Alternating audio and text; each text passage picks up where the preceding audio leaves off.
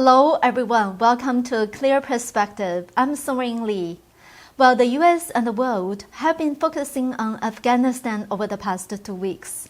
Another very important event has been quietly taking place.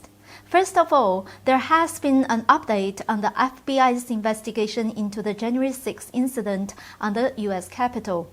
Reuters had an exclusive report titled, FBI finds scant evidence US Capitol attack was coordinated.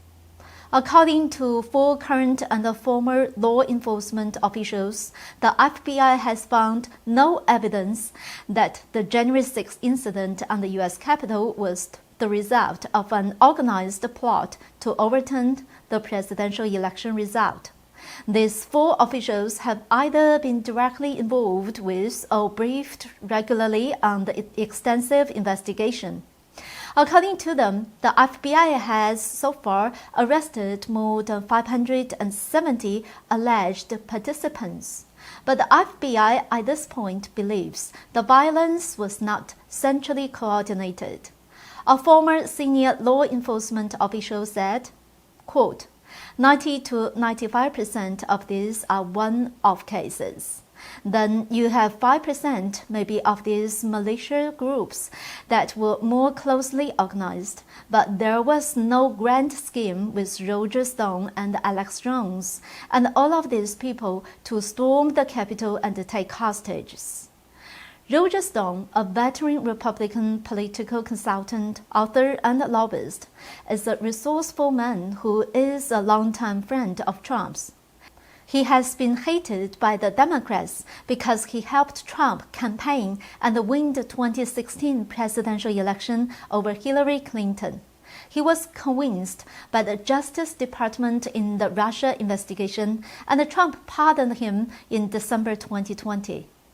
Alex Jones is a well-known radio show host, filmmaker, and author. He believes that governments and big business conspire to create financial crises and terrorist attacks to incite public fear in order to bring about a new world order. Leftist media calls Jones a conspiracy theorist. He is also a Trump ally. On January 5th, Roger Stone and Jones attended a pro-Trump event in Washington, D.C., but the FBI found no issues with them. The FBI investigators only found that some protesters, including followers of the Oath Keepers and the Proud Boys, intended to enter the Capitol, but they did not have serious plans for what to do after entering the building. Investigators found no evidence that these groups had conspired to overturn the election results. Prosecutors have filed conspiracy charges against 40 of those defendants, alleging that they engaged in some degree of planning before the attack. But so far, prosecutors have steered clear of more serious politically loaded charges such as seditious conspiracy. Senior lawmakers have been briefed in detail on the results of the FBI's investigation so far and find them credible, a Democratic congressional source said. In addition, prosecutors have not charged any individual or group with playing a central role in organizing or leading the riots. The FBI has so far found no evidence that Trump or people directly around him were involved in organizing the incident, according to the 4 current and former law enforcement officials. The Justice Department has previously said that more than 170 people have been charged so far with assaulting or impeding a police officer, but not with participating in attempts to overthrow the government. This past weekend, there was some breaking news in the United States. The U.S. released an unclassified summary of the virus investigation report. I'm sure most of you are already familiar with this news and are probably quite disappointed. The core messages of the report can be summarized in 4 points. First, the virus was not developed as a biological weapon.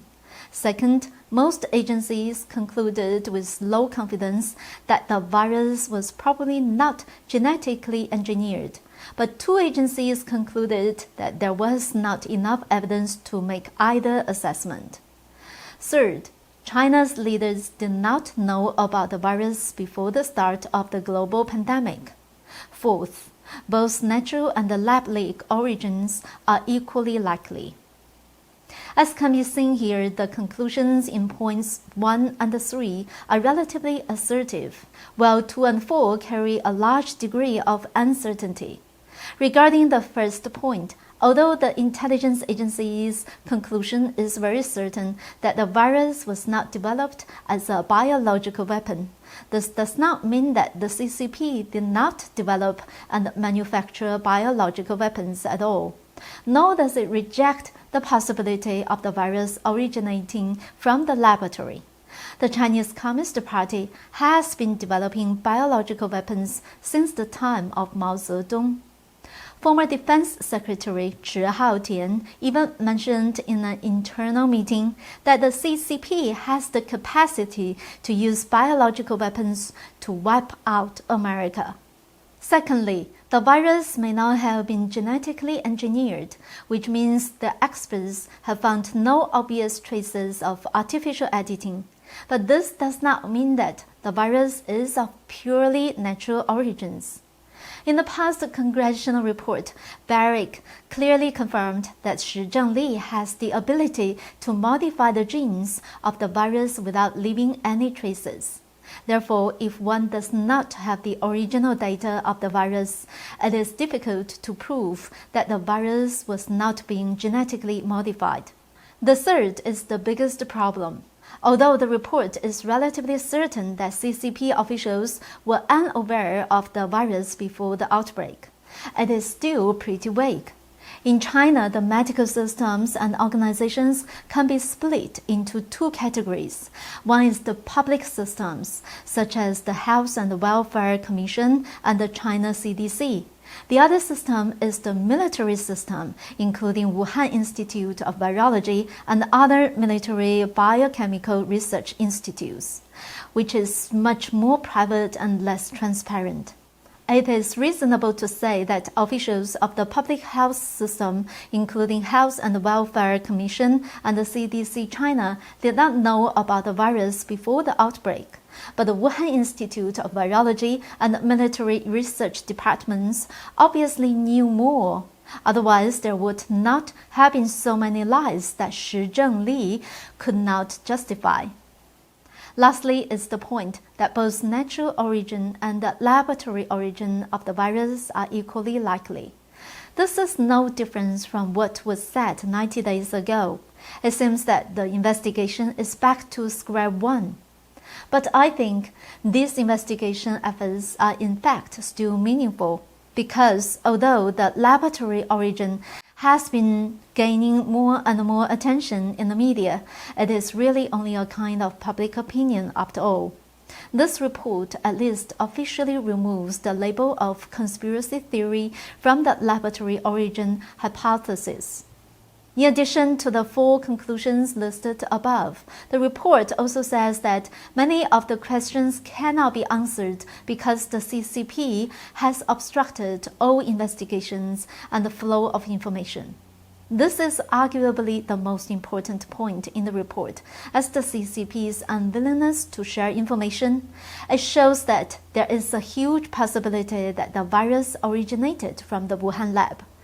It is also a legitimate basis for moving forward with a follow-up investigation. The public is kind of disappointed with the report, as it is a partial whitewash of the CCP. However, China is not happy with the report either. China's foreign ministry attacked the U.S. investigation ahead of the report's release. On August 28th, the Chinese embassy in the United States issued a statement on the report, claiming that it was not scientifically credible and rejecting accusations of obstructions. They instead called for the WHO to investigate Fort Detrick and the University of North Carolina for coronavirus research. The CCP also ignored the claims about creating a biological weapon. Rather, they seem to be more focused on stopping the lab investigations. I think this furthers the assumption that there are indeed issues with the Wuhan Institute of Virology. Lastly, we would like to remind our viewers again that our platform may be restricted on social media. We would like to recommend the UMaker platform to everyone. It has earned our trust and respect, as it provides a safe, convenient platform and a fair opportunity for us to report unbiased news. Our videos are available on UMaker. Please subscribe, and we hope to see you there. Thank you for watching. See you next time.